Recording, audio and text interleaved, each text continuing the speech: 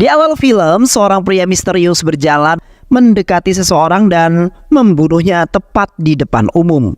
Ternyata korban pembantaian tersebut merupakan seorang hakim. Berita pembantaian hakim ini tentu saja viral dan menjadi berita utama di berbagai media kota Nagapuram. Nagapuram adalah sebuah kota yang berada di perbatasan Andhra Pradesh, India. Kota itu adalah basis utama dari berbagai bisnis ilegal seperti perdagangan minuman keras, penjualan senjata api ilegal, dan peredaran obat-obat terlarang dan masih banyak lagi tentunya. Suatu hari seseorang pria bernama Rudra datang ke kota tersebut untuk membeli minuman keras. Dia membeli minuman keras tersebut untuk diminum. Ya iyalah, masa mau dibuang? Mencuci mukanya, kumur-kumur mulut, bahkan mencampuri minuman itu ke dalam makanan yang akan ia makan. Suatu ketika, Rudra terlihat selengean di tengah jalan.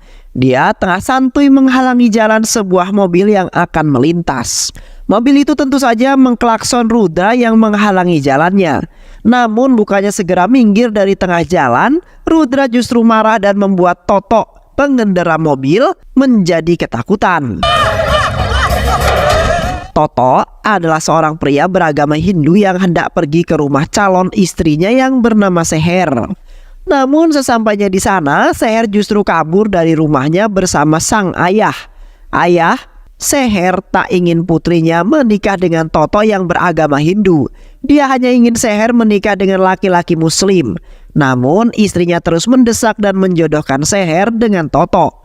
Dia ingin Seher menikah dengan laki-laki yang beragama Hindu. Di tengah pelarian tersebut, Seher dan ayahnya menyaksikan Rudra yang sedang dikejar-kejar oleh massa karena mencuri sepeda motor. Namun anehnya, bukannya kabur membawa motor curiannya tersebut, Rudra justru pergi ke kantor polisi dan melaporkan kepada Inspektur Javon bahwa dirinya telah mencuri satu sepeda motor. Inspektur Javon lalu mengatakan kepada Rudra, jika Rudra ingin memberikan saya sejumlah uang, maka dia tidak akan meneruskan kasus pencurian ini. Rudra menuruti kata-kata Inspektur Javon. Dia memberikan sejumlah uang untuk menyuap Inspektur Javon.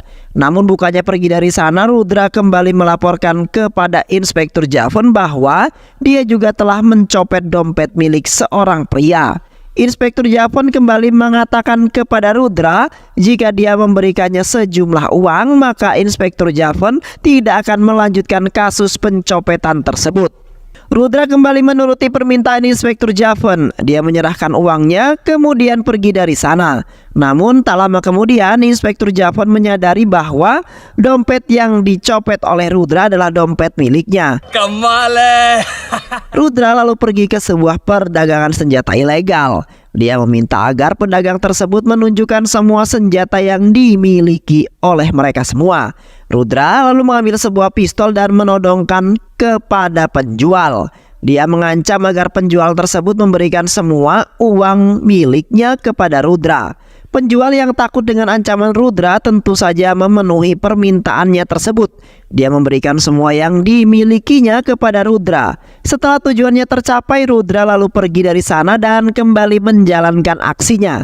Kali ini Rudra pergi ke markas ketua gangster di kota Nagapuram yang bernama Veramani. Veramani mengira bahwa Rudra adalah seorang pembantai bayaran. Kemudian Veramani meminta Rudra bekerja di bawah naungannya.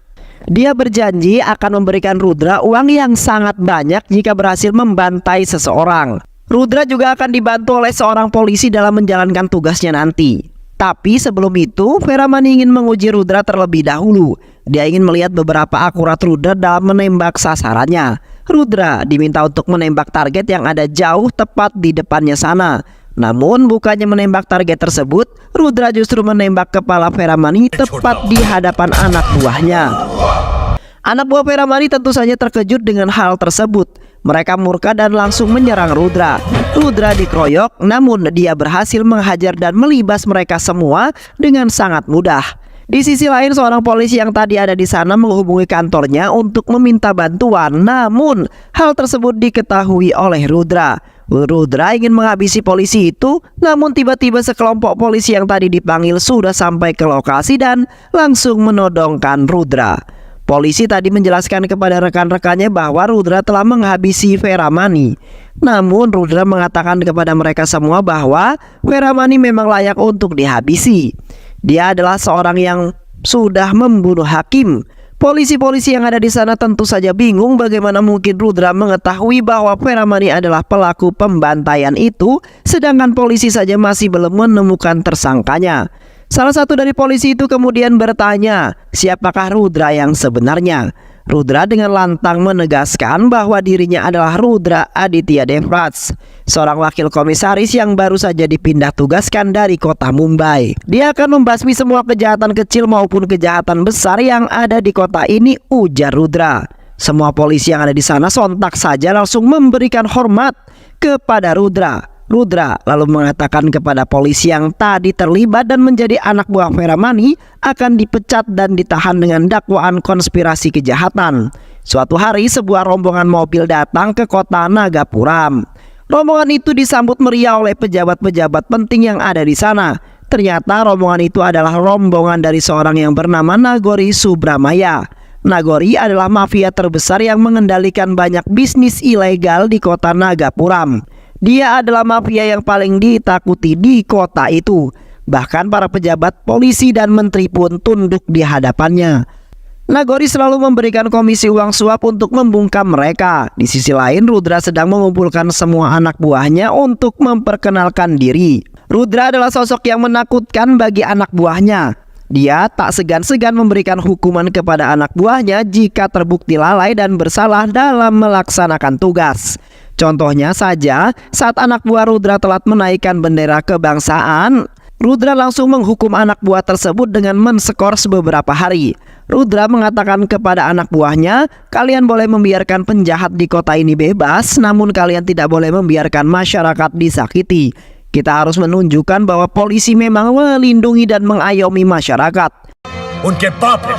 Rudra lalu memanggil Inspektur Javen dan menunjuknya sebagai tangan kanan untuk mengurusi semua kejahatan di kota ini.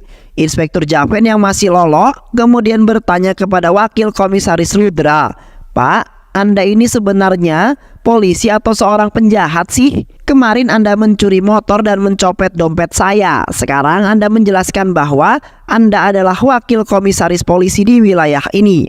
Rudra lalu menjawab pertanyaan Javen. "Saya adalah keduanya, Javen. Saya adalah polisi sekaligus penjahat," ujar Rudra. Sejak hari itu operasi penggerebekan besar-besaran pun dilakukan oleh Inspektur Javen di bawah naungan Rudra. Polisi menutup, menyegel, dan menghancurkan banyak bisnis ilegal yang ada di kota Nagapuram. Nagori yang mengetahui banyak bisnisnya ditutup dan dihancurkan oleh Rudra tentu saja kesal. Dia memerintahkan anak buahnya untuk mencari keberadaan Rudra. Keesokan harinya sebuah pencurian terjadi di toko emas. Pemilik toko itu menghubungi polisi untuk segera datang ke tempatnya. Namun tak lama kemudian Rudra datang ke toko itu tanpa menggunakan pakaian dinas. Seher yang kebetulan ada di sana langsung menuduh Rudra sebagai pelaku pencurian emas tersebut. Inspektur Javen beserta anak buahnya yang baru saja datang kaget melihat Rudra yang ada di sana. Mereka memberikan hormat kepada Rudra. Javen menjelaskan kepada semua orang bahwa Rudra adalah wakil komisaris Nagapuram yang baru. Semua orang terkejut mendengar hal tersebut. Rudra lalu membuktikan bahwa dirinya bukanlah pelaku pencurian emas. Rudra menemukan emas yang dicuri di dalam tas milik Seher. Tapi Rudra tak menuduh Seher begitu saja. Dia mengatakan bahwa emas itu sengaja ditaruh oleh pelaku pencurian untuk menyelamatkan dirinya. Tak berselang lama, Rudra akhirnya menemukan pelaku pencurian emas tersebut dan membawanya ke kantor polisi. Seher lalu berterima kasih kepada Rudra. Namun setelah itu dia juga bertanya kepada Rudra mengapa Rudra yang merupakan wakil komisaris malah mencuri motor kemarin. Tapi Rudra sama sekali tak menjawab pertanyaan Seher dan pergi dari sana. Keesokan harinya Rudra datang menemui Nagori di rumahnya. Nagori sangat senang karena Rudra ada di hadapannya. Kini ia tak perlu repot-repot lagi mencari keberadaan Rudra. Nagori mengatakan kepada Rudra bahwa dia tahu semua tentang Rudra. Rudra lalu menanggapi perkataan Nagori bahwa dia juga tahu semua hal tentang Nagori. Puluhan bisnis-bisnis ilegal di sini adalah milik Nagori. Toko minuman keras, rumah bordil, perdagangan senjata api ilegal, semuanya adalah milik Nagori. Rudra juga mengetahui tentang Nagori yang dulunya adalah seorang pengemis. Bahkan saking lamanya untuk mengemis, Nagori menderita ambeien. Nagori yang merasa jengkel lalu berkata kepada Rudra bahwa dia tidak akan lama di sini. Nagori akan segera menghubungi atasan Rudra dan memintanya untuk memindahkan Rudra dari kota ini. Apalagi Nagori mengetahui bahwa Rudra adalah polisi yang bisa menghambat bisnisnya karena tak bisa disuap. Hei, kata siapa aku tidak bisa disuap? Aku telah 7 kali dipindah tugaskan oleh atasanku, dan selama itu aku mempelajari satu hal, bahwa uang lebih penting daripada marah. Nagori kemudian memerintahkan asistennya yang bernama Padam untuk membawa segepok uang. Namun sebelum Rudra menerima uang suap tersebut, dia mengatakan 3 buah syarat. Yang pertama, jika Nagori menjadi tuan rumah kegiatan politik, teruskanlah. Tapi jika dia sampai melecehkan masyarakat, Rudra tak akan segan-segan untuk menghukum Nagori. Yang kedua, Rudra sama sekali tidak tertarik dengan bisnis ilegal melainkan milik Nagori. Tapi jika sampai anak buahnya memeras uang rakyat, maka dia tidak akan segan untuk menghajar mereka dimanapun mereka berada. Yang ketiga, Rudra mengetahui bahwa Nagori memiliki toko miras ilegal. Rudra tidak akan ikut campur dalam bisnis itu jika Nagori memindahkan toko mirasnya yang ada di dekat sekolah dan yang ada di rumah. Ibadah di tempat lain, Nagori lalu setuju dengan syarat yang diberikan oleh Rudra. Dan Rudra pun mendapatkan segepok uang suap tersebut. Sejak saat itu Nagori dan Rudra menjadi sahabat. Ketegasan Rudra dalam memberantas kejahatan membuat dirinya selalu diserang oleh orang-orang yang tak dikenal. Suatu hari seorang tak dikenal ingin membunuh Rudra, namun Seher yang melihat itu dari kejauhan dan tak diam begitu saja. Dia langsung melempar HP-nya kepada Rudra dan berhasil menyelamatkan Rudra. Seher lalu melambai kepada Rudra sebelum pergi dari sana. Nampaknya Seher mulai jatuh cinta kepada Rudra. Sejak saat itu mereka terus berkomunikasi dan akhirnya saling jatuh cinta. Suatu hari Rudra datang ke rumah Nagori untuk mengambil uang suap miliknya.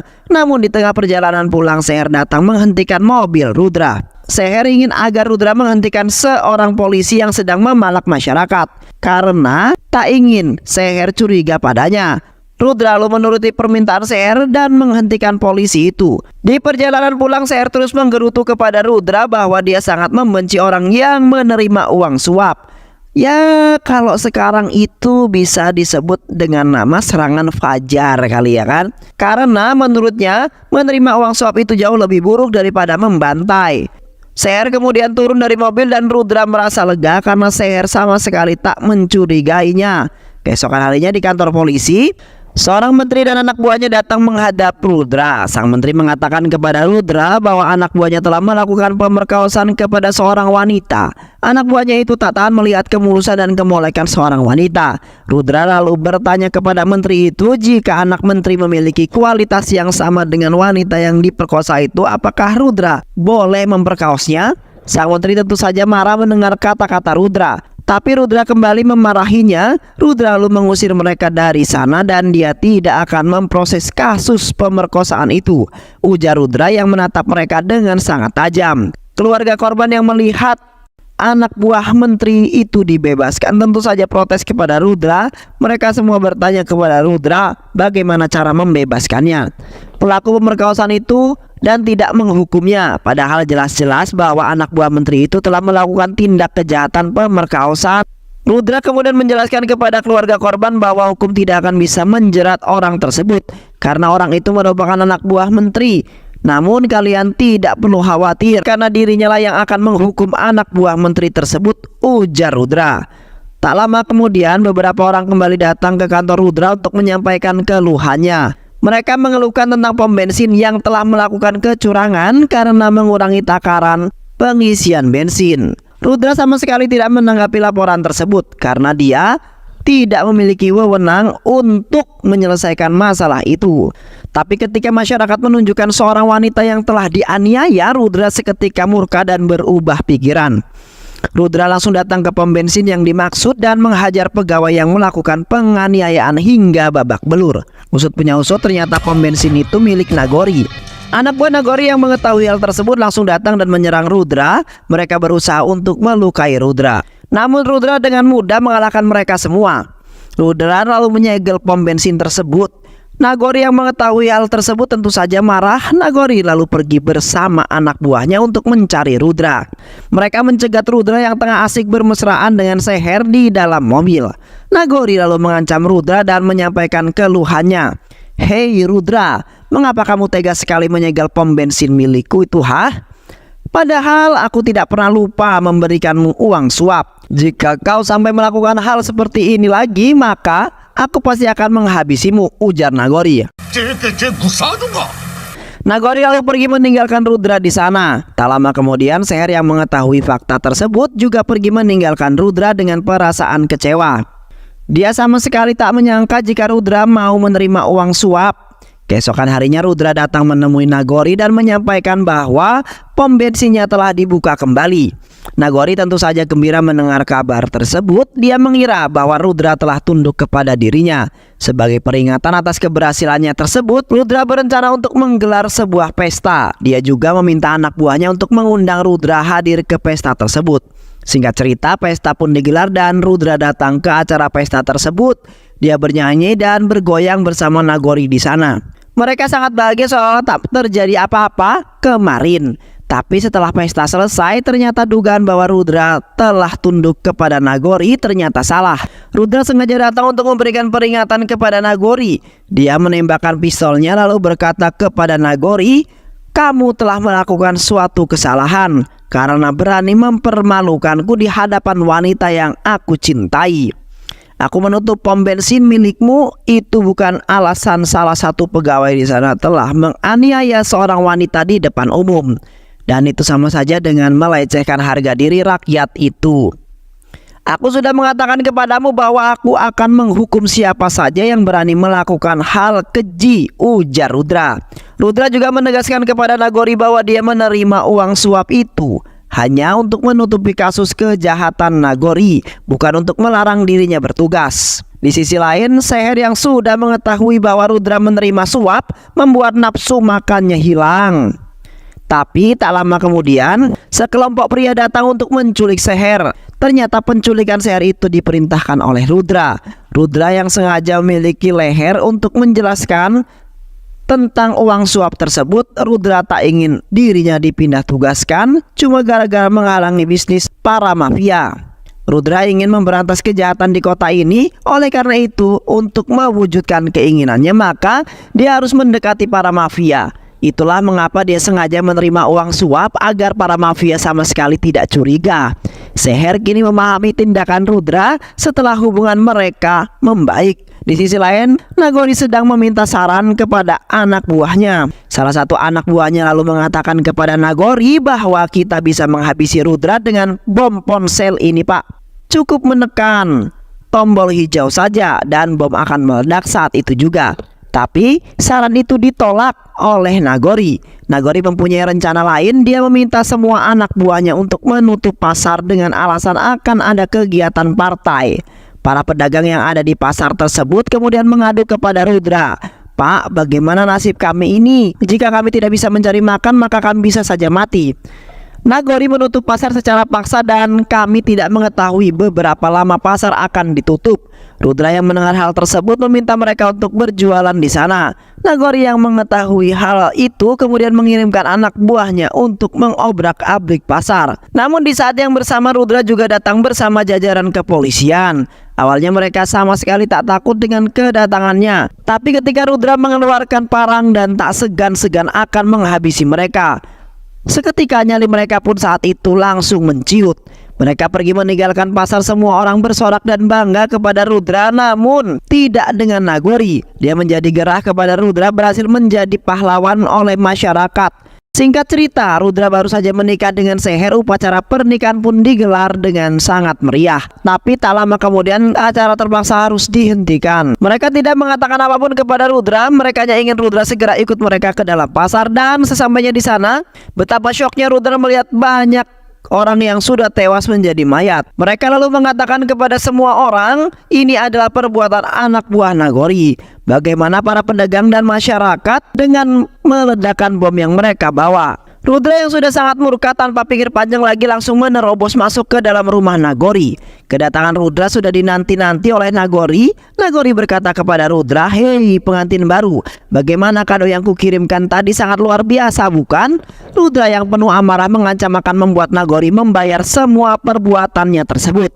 Dia bersumpah atas nama wakil komisaris polisi Rudra Aditya Devarats dia akan membuat Nagori kembali menjadi pengemis seperti dahulu kala. Rudra lalu pergi dari sana, namun sebelum itu Nagori dengan santai memperingatinya, "Kau tidak akan mampu melakukan hal itu karena sebentar lagi kau akan dipindah tugaskan oleh atasanmu." Tapi Rudra kemudian berkata kepada Nagori, "Ini adalah surat perpindahan tugas yang telah diberikan oleh atasanku.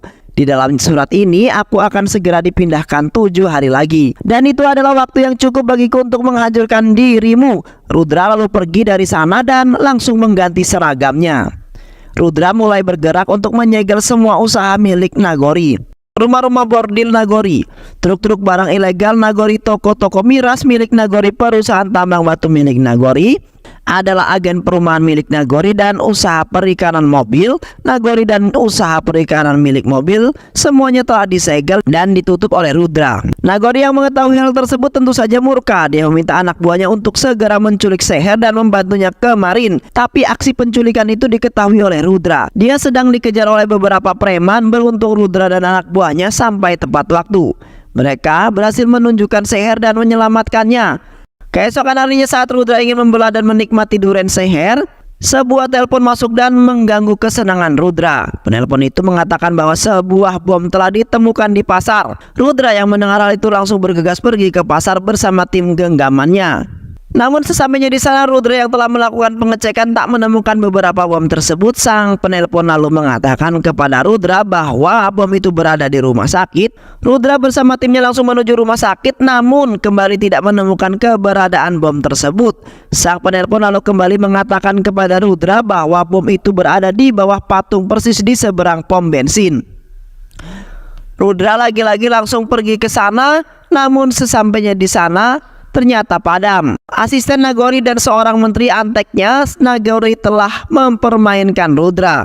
Rudra lalu ditelepon oleh komisaris. Komisaris marah kepada Rudra telah mempermainkan anak buahnya. "Kamu sudah membawa anak buahku pergi ke berbagai tempat namun tak menemukan bom tersebut. Pergerakanmu itu telah mengganggu aktivitas masyarakat," ujar sang komisaris. Namun Rudra mengatakan kepada atasannya itu bahwa bom tersebut benar-benar ada. Dia telah menemukannya persis di bawah patung yang berada di seberang pom bensin. Bom itu berada di dalam mobil asistennya Nagori dan seseorang menteri. Rudra lalu menyurutkan api ke dalam tangki mobilnya, padam dan boom, mobil itu meledak seolah-olah karena ledakan bom. Nagori semakin geleng-geleng kepada bagaimana cara untuk menyingkirkan Rudra.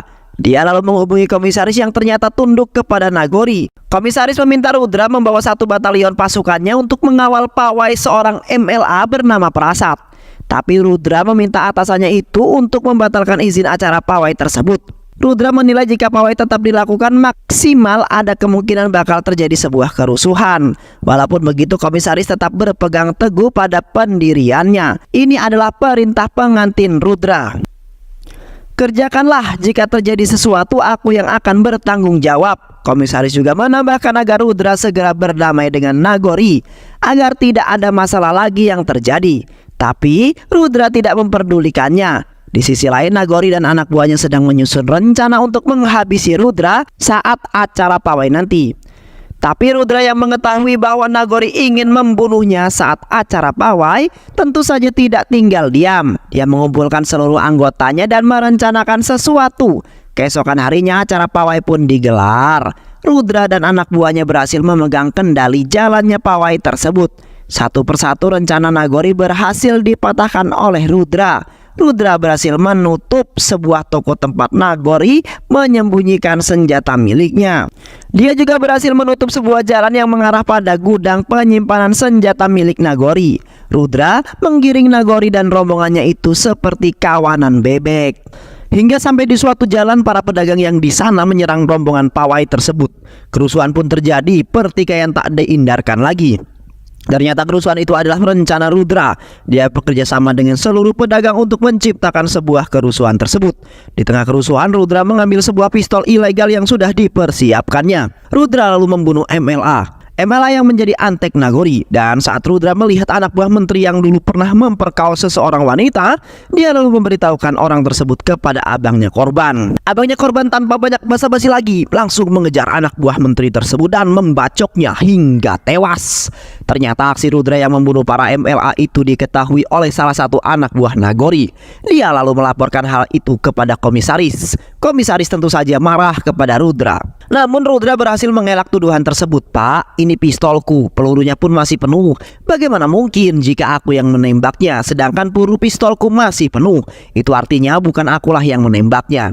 Kau tahu siapa aku dan aku tidak mungkin menembak tanpa izin darimu." Komisaris tak mampu berkata apa-apa. Rudra juga menambahkan kepada komisaris bahwa aku sudah memperingatimu jika ada kemungkinan terjadi kerusuhan dan kau mengatakan bahwa kau yang akan bertanggung jawab penuh atas kerusuhan tersebut. Kini komisaris mati kutu di hadapan Rudra. Dia benar-benar tak mengira bahwa Rudra telah mengatur semua ini. Nagori yang tak terima dengan kematian anak buah dan antek-anteknya itu kemudian datang ke kantor polisi dan menuntut Rudra. Tapi Rudra mengatakan kepada Nagori bahwa kita ini impas. Kau sudah membunuh orang-orang di pasar dan aku telah membalaskan dendam mereka. Namun aku tak akan berhenti sampai di situ saja.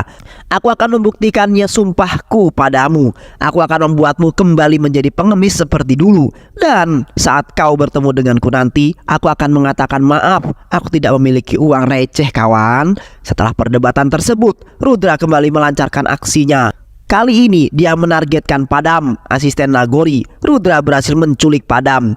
Tapi Padam tentu saja marah dan memberontak. Rudra lalu menunjukkan kepada Padam video tentang anak dan istrinya yang telah disekap oleh Rudra. Padam yang tak ingin keluarganya kenapa-kenapa kemudian menanyakan apa yang Rudra inginkan. Rudra lalu meminta Padam untuk menceritakan bagaimana kronologi orang-orang di pasar itu bisa terbantai.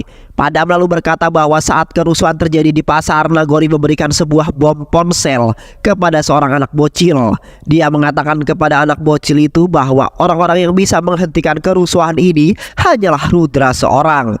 Nagori meminta anak kecil itu untuk pergi ke ayahnya dan ketika dia sudah sampai ke ayahnya, tekanlah tombol hijau ini. Maka Rudra akan menjawab panggilanmu nanti. Saat itu juga bom kemudian meledak dan menewaskan orang-orang yang ada di sana. Rudra lalu membawa Padam untuk bertemu dengan pemasok bom tersebut. Merasa dibawa oleh Rudra untuk bersaksi di depan atasannya Rudra. Berdasarkan keterangan mereka tersebut, atasan Rudra kemudian memperingatkan Rudra untuk segera menangkap Nagori dan dakwaan sebagai dalang utama di balik kasus terorisme. Di sisi lain, Nagori yang mengetahui kabar tersebut kini mulai merasa cemas. Dia meminta komisaris untuk melakukan sesuatu. Nagori tak ingin hidupnya hancur seperti dulu. Komisaris lalu bergerak dan memanggil Rudra untuk datang ke sebuah pertemuannya. Sebelum sampai di pertemuan itu, Rudra diwajibkan untuk mengisi daftar hadir.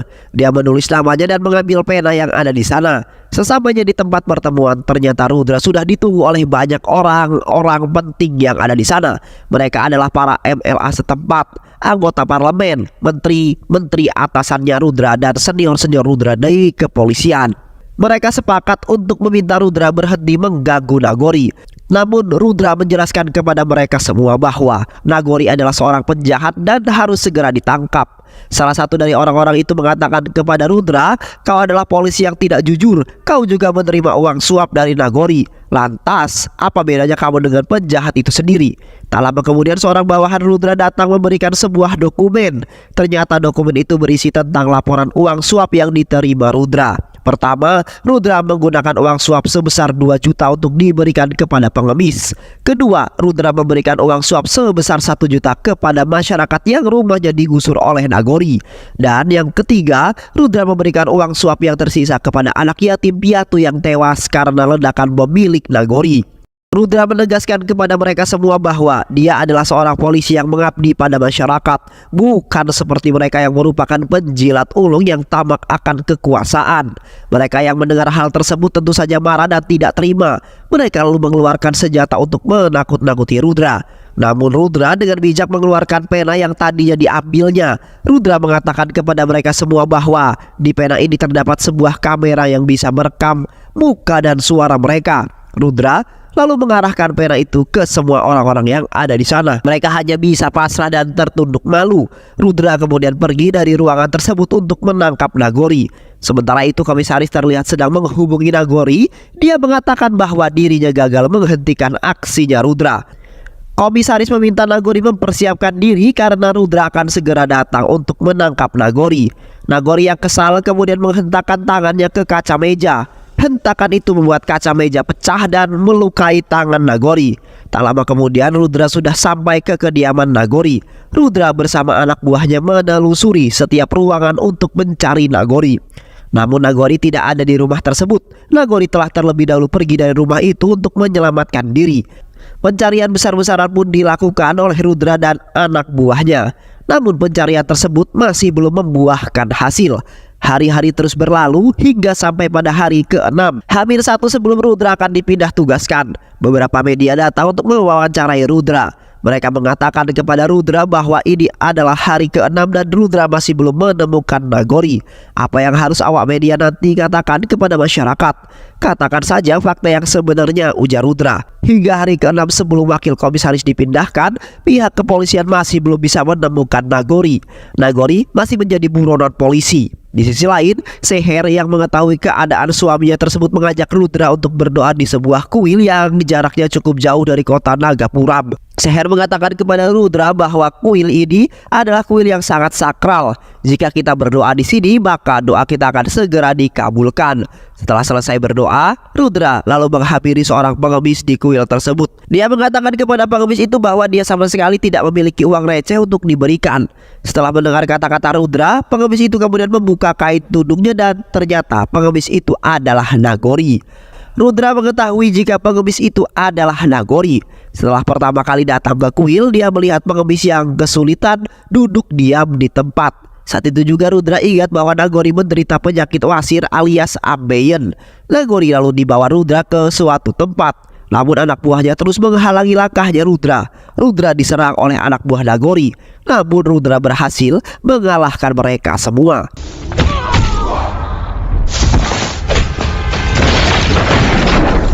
Rudra lalu mencari Nagori yang bersembunyi di suatu tempat. Setelah berhasil menemukannya, Rudra lalu membuat mobilnya berputar mengelilingi Nagori. Rudra mengatakan kepada Nagori bahwa saat ini semua media telah memberitakan tentang dirimu yang menghilang dari kejaran polisi. Itu artinya jika aku membunuhmu di sini, maka tidak akan ada orang yang mencari keberadaanmu.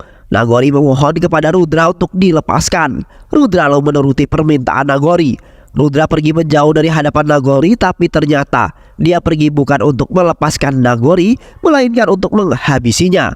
Mobil Rudra yang dari tadi berputar mengelilingi Nagori ternyata sudah mengucurkan bensin. Rudra lalu menembak mobil tersebut dan membuatnya meledak.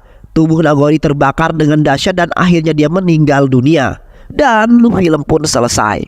Terima kasih sahabat sudah menyimak alur cerita film ini. Mudah-mudahan kalian semua terhibur dan jangan lupa untuk subscribe, like, dan komen ya. Sehat selalu. Wassalamualaikum warahmatullahi wabarakatuh.